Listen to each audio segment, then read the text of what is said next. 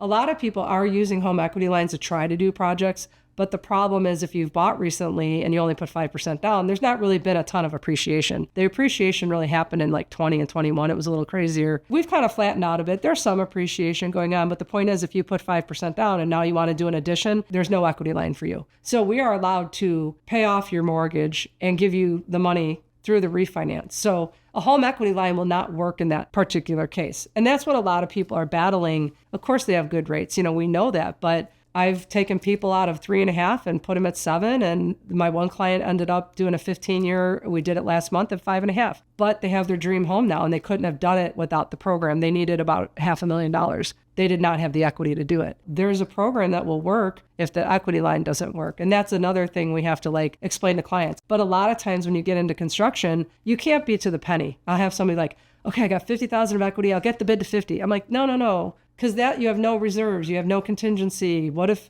you open up a wall? You got to be very careful because once you open up your house and you demo it, you can't get a loan anymore. So if you make a mistake and don't get the right money, then you're like, well, I need more money. I know this sounds weird. We'd have to refinance to get a new bid. So you always want to make sure you're correct on your numbers. And I spend a lot of time educating them on that.